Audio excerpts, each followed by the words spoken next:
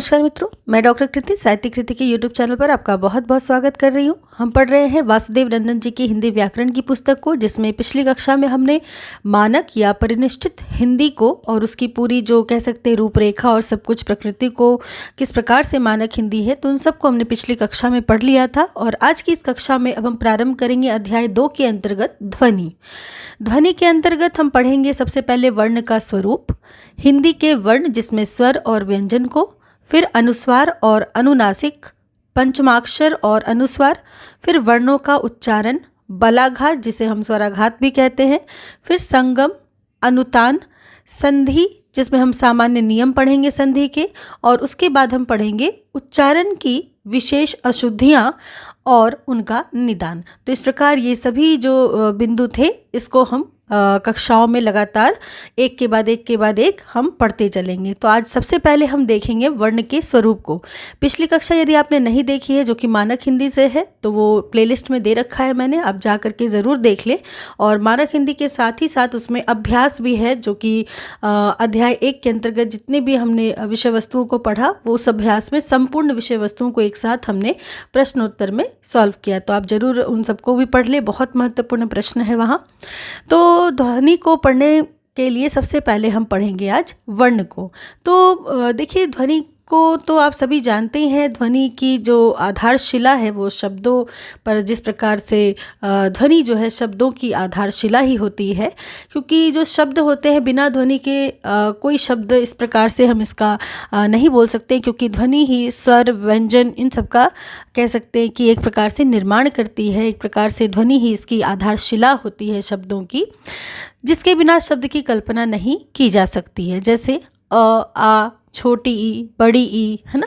तो आदि जब मनुष्य की वागिंद्रिय यानी कि जिह्वा द्वारा व्यक्त होते हैं तब ये ध्वनियाँ कहलाती हैं।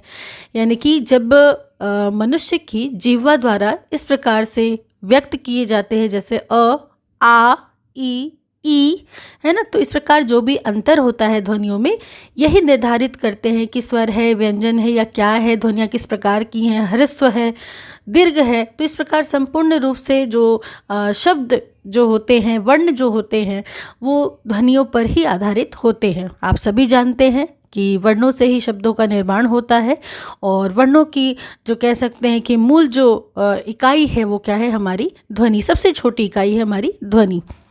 तो जब ध्वनि की हम चर्चा करते हैं तो हम देखेंगे कि जो जिह्वा द्वारा व्यक्त होती है तब ये ध्वनियाँ कहलाती हैं। इसके लिखित रूप को वर्ण कहते हैं, जो हम लिखते हैं उसको क्या कहते हैं, वर्ण कहते हैं। लिखित रूप को, वर्ण को ध्वनि चिन्ह भी कहते हैं। अब जो वर्ण है उसको क्या कहेंगे हम, ध्वनि चिन्ह भी कहते हैं। सभी महत्वपूर्ण बातें हैं जो आपको याद रखनी है कि जो लिखित रूप है ध्वनियों का, लिखित रूप को हम क्या कहेंगे, वर्ण कहते हैं। यानी कि जो जिह्वा द्वारा व्यक्त होती है और उसी चीज़ को जब हम लिखित रूप में प्रस्तुत करते हैं तो वो क्या है, वर्ण है। जैसे कि हमारे पास अ, आ, ई, ये सभी क्या है, हमारे वर्ण है। वर्ण को हम ध्वनि चिन्ह भी कहते हैं। इसीलिए किसी भी भाषा की जो ध्वनि चिन्ह होते हैं वो ध्वनि चिन्हों से ही उस वर्ण को हम पहचानते हैं। अंग्रेजी के इंच और हिंदी के इंच में ध्वनिगत भेद नहीं है। आप उच्चारण कीजिए, इंच जो कि अंग्रेजी का है, रोमन लिपि में लिखा हुआ है, वह हिंदी के देवनागरी में इंच, दोनों की जो ध्वनि है एक जैसी ही है, क्योंकि दोनों भाषाओं में एक ही तरह की ध्वनियाँ हैं। लेकिन जब हम इसको लिखेंगे तो लिखने में दोनों की ध्वनियों के चिन्ह जो है वो एक दूसरे से भिन्न होंगे। INCH लिखेंगे अंग्रेजी के लिए, वही हिंदी के लिए हम छोटी ई में बिंदी लगाएंगे, जो कि हम इसको कह सकते हैं, क्या कहते हैं इसको, अनुस्वार, ठीक है, और च लगाएंगे। तो इस प्रकार हमारा इंच बन जाएगा। तो अंग्रेजी के इंच और हिंदी के इंच में वैसे ध्वनिगत तो भेद नहीं है, लेकिन लिखने में क्या है, ध्वनियाँ जो इनकी ध्वनियों के चिन्ह हैं वो चिन्ह अलग अलग हैं। अब बात करें कि ध्वनि के चिन्हों में जो भेद इस प्रकार से होता है, क्योंकि दोनों भाषाओं में एक तरह की ध्वनियाँ हैं, लेकिन लिखने में दोनों की ध्वनियों के चिन्ह एक दूसरे से काफ़ी अलग हैं। इस प्रकार हम देखते हैं कि इसमें ध्वनि भेद तो नहीं है, पर वर्ण भेद अवश्य है। क्यों वर्ण भेद है? क्योंकि जहाँ INCH वर्ण का प्रयोग किया जा रहा है और मिला करके शब्द का निर्माण हुआ इंच, वहीं हिंदी के वर्ण ई और च का प्रयोग किया जा रहा है, ठीक है, अनुस्वार के साथ। तो इस प्रकार ध्वनिगत तो भेद नहीं है, लेकिन वर्णगत भेद है। ध्वनि बोलने और सुनने में आती है, लेकिन वर्ण लिखने, पढ़ने और देखने में आता है। आप सभी जानते हैं कि जो ध्वनि की जो बात हम जब कर रहे हैं तो ध्वनि बोलने और सुनने में आती है, लेकिन जब हम लिखते हैं तो लेकिन वर्ण जो है वो क्या है, लिखने में, पढ़ने में और देखने में आता है। अतएव लघुतम वाग ध्वनि को वर्ण कहते हैं, यानी कि जो सबसे छोटी इकाई है वाग ध्वनि, जीवा से जो ध्वनि निकली वो क्या है, वर्ण है। तो इसको आपको ध्यान रखना है कि लघुतम वाग ध्वनि क्या कहलाती है, तो लघुतम वाग ध्वनि वर्ण कहलाती है। तो ये था ध्वनि कि किस प्रकार से ध्वनि जो है वो वर्णों की या शब्दों की कह सकते हैं हम आधारशिला है। अब हम आगे वर्ण का स्वरूप देखेंगे।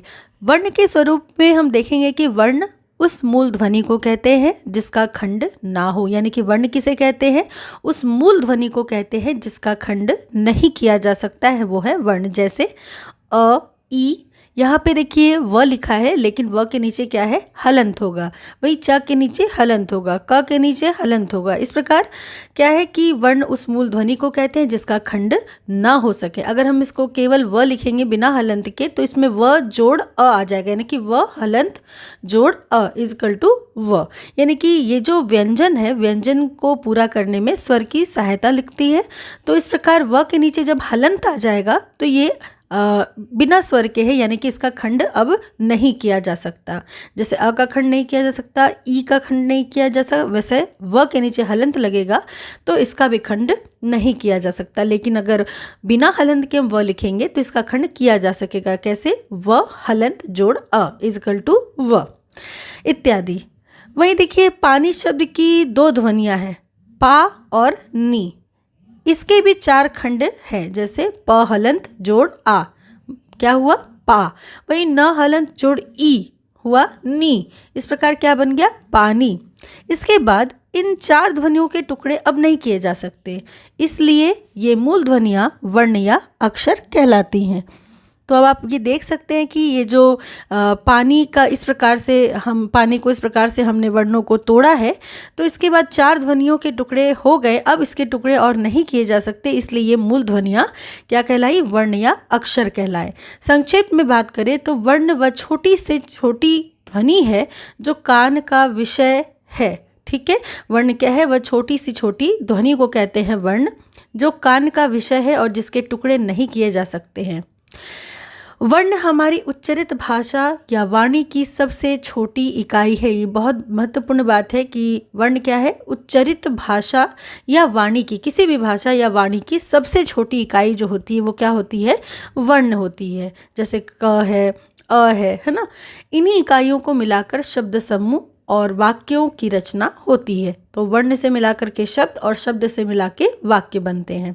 स्पष्ट है कि वर्ण और उच्चारण का बड़ा ही गहरा संबंध है। क्यों? क्योंकि उच्चारण में हम क्या करते हैं, वर्णों की सहायता लेते हैं। तो वर्ण और उच्चारण का बड़ा ही गहरा संबंध है, एक को दूसरे से अलग नहीं किया जा सकता है। अब देखिए परीक्षाओं में जहाँ सबसे ज़्यादा प्रश्न पूछे जाते हैं, जैसे हिंदी में कितने वर्ण हैं, तो हिंदी में कुल कितने वर्ण हैं, तो 52 वर्ण है। याद रखिएगा, हिंदी में कुल 52 वर्ण है, 52। वर्णों के उच्चारण समूह को, जो उच्चारण समूह है वर्णों का समूह इसलिए क्योंकि एक प्रकार के उच्चारण जिससे होते हैं वो एक समूह के अंतर्गत आते हैं। ठीक है, अभी हम आगे पढ़ने वाले हैं इसी को, कि वर्णों के उच्चारण समूह को वर्णमाला कहते हैं। यानी कि यहाँ पे बहुत सारे समूह हैं, इन सब को मिला करके, पूरे समूहों को मिला करके वर्णमाला कहा जाता है। आप सभी जानते हैं कि हमारे हिंदी में स्वर और व्यंजन दो प्रकार के वर्ण हैं। ठीक है, कौन कौन से, एक स्वर है और दूसरा व्यंजन वर्ण है। स्वर वर्ण की बात करें तो ये स्वतंत्र होते हैं, इसमें किसी व्यंजन की सहायता आपको नहीं लेनी पड़ती है। जैसे अ, आ, ई, उ, री, ए, ओ और औ। ठीक है, तो इस प्रकार ये जो हमारे पास आ, ई, उ है ना, उ, री, ए, ओ और औ, इस प्रकार से आप गिन सकते हैं 1 2 3 4 5 6 7 8 9 10 11। तो ये कुल जो 11 की संख्या है वो है हमारे स्वर की। ठीक है, और इसके साथ साथ अब हम चलेंगे व्यंजनों पे। ठीक है, तो हमारे पास व्यंजन की जब हम बात करते हैं तो कुछ हमारे पास वर्ग आते हैं, जैसे क वर्ग की ध्वनियाँ, क से शुरू होता है, इनसे क वर्ग कहते हैं। च से शुरू होता है, इसलिए हम च वर्ग कहते हैं। ट वर्ग, त वर्ग, प वर्ग। अंतस्थ ध्वनियाँ, ऊष्म ध्वनियाँ, संयुक्त व्यंजन, द्विगुण व्यंजन और अयोगवा यानी कि अनुस्वार और विसर्ग। ठीक है, तो इस प्रकार जब हम व्यंजन की बात करते हैं और इनके वर्ग की बात करते हैं तो क, ख, ग, घ, अंग, ये जो क वर्ग है इनकी जो ध्वनियों का उच्चारण स्थान है ये पूछा जाता है, तो ये है कंठ। यहाँ पे चूंकि नहीं दिया हुआ है तो आप इसको लिख लीजिएगा। तो क वर्ग की ध्वनियों का जो उच्चारण स्थान वो क्या है, कंठ है। वहीं च वर्ग जो है उसकी ध्वनियों का उच्चारण स्थान क्या है, तो वो है तालव्य। च, छ, ज, झ, ये क्या है, तालव्य, यानी तालु से इसका उच्चारण किया जाता है। तो ये परीक्षा में पूछा जाता है, जैसे मान लीजिए कि दे दिया जाएगा छ, छ का उच्चारण स्थान क्या है, तो छ का उच्चारण स्थान है तालव्य या तालु। तो इसको आपको याद रखना है, इस प्रकार से प्रश्न आते हैं। वही ट वर्ग की बात करें तो ट, ठ, ड, ढ, ढ, ये ट वर्ग की ध्वनियाँ हैं जो इसका उच्चारण स्थान है मूर्धा। ठीक है, तो मूर्धन्य से इसका उच्चारण किया जाता है। वहीं त वर्ग की बात करें तो त, थ, द, ध, न आते हैं यहाँ पे, जिसका उच्चारण दंत से होता है। आप उच्चारण करके इसको देख सकते हैं कि कहाँ से हो रहा है। ठीक है, उससे भी आप इसको याद रख सकते हैं। जैसे उच्चारण कीजिए त, थ, द, तो आप देखेंगे इसमें दांतों का प्रयोग हो रहा है, दंत का प्रयोग हो रहा है। तो इस प्रकार जो है ये त वर्ग की ध्वनियाँ हैं। वही है प वर्ग, जिसमें प, फ, ब, भ, म। ठीक है, ये ओष्ठीय है। ठीक है, तो इस प्रकार जो प वर्ग की जो ध्वनियाँ हैं, ठीक है, वो कहाँ से उसका उच्चारण हो रहा है, ओष्ठ से हो रहा है, होठों से हो रहा है, प, फ, ब, भ, म। अगला जो है वो हम बात करेंगे अंतस्थ। ये पूछा जाता है इनमें से कौन अंतस्थ व्यंजन है, कौन सा अंतस्थ व्यंजन नहीं है। तो अंतस्थ व्यंजन में य, र, ल, व, इसको आप बहुत अच्छे से याद रखिएगा। ये सभी प्रश्न बहुत बार पूछे जा चुके हैं और आगे भी पूछे जाएंगे, और इसी में सबसे ज़्यादा कन्फ्यूज़न होता है। तो अंतस्थ व्यंजन की बात करें तो य, र, ल, व, ये चार जो है हमारे अंतस्थ व्यंजन है। ऊष्म व्यंजन की बात करें तो जितने प्रकार के हमारे पास स है, जैसे तालव्य स, मूर्धन्य स, दंत स और ह, ये है हमारा ऊष्म व्यंजन, यानी कि ऊष्मा निकलती है मुख से बाहर इसके उच्चारण में। वहीं हम संयुक्त व्यंजन की बात करें तो दो वर्णों से मिलकर के जो व्यंजन यहाँ पे बन रहा है वो हो रहा है संयुक्त व्यंजन, जैसे श, त्र, ज्ञ और स्र, इसको हम संयुक्त व्यंजन कहते हैं। वहीं द्विगुण व्यंजन क्या है, अड़ और ढ, जैसे लड़का, ठीक है, अड़ा और ढ। तो इस प्रकार ये दोनों है द्विगुण व्यंजन। अब हम बात करते हैं अनुस्वार और विसर्ग की। देखिए, अनुस्वार और विसर्ग ना तो स्वर है ना ही व्यंजन है, ये है क्या, अयोगवा। ठीक है, तो आपको इसको याद रखना है कि अनुस्वार और विसर्ग, कई बार पूछा गया है कि इनमें से कौन सी ध्वनियाँ अनुस्वार है या कौन सी ध्वनियाँ विसर्ग है, या फिर ऐसे पूछा जाता है कि अनुस्वार ध्वनियों को क्या कहा जाता है, तो अयोगवाह कहा जाता है। ठीक है, तो इस प्रकार ये जो वर्णमाला है और इसके जो समूह है और प्रत्येक समूह के जो उच्चारण स्थान है वो आपको याद रखने हैं। ठीक है, तो इस प्रकार से हमारी पावन जो वर्ण है हमारे हिंदी वर्णमाला में, जिसमें हमारे क्या है 11 स्वर है और बाकी हमारे व्यंजन है। तो आशा करती हूँ कि ये महत्वपूर्ण कक्षा आपको बहुत अच्छे से समझ में आ गई होगी।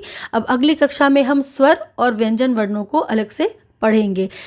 तो इस प्रकार से आप ज़रूर अच्छे से इनको पढ़ते रहिए। बहुत छोटे छोटे इसमें बारीकियाँ हैं जो आपको याद रखनी है और परीक्षा में गलत नहीं करना है, तो आप अच्छे से इसको पढ़िएगा। मिलती हूँ अगली कक्षा में, तब तक के लिए आप सबका बहुत बहुत धन्यवाद।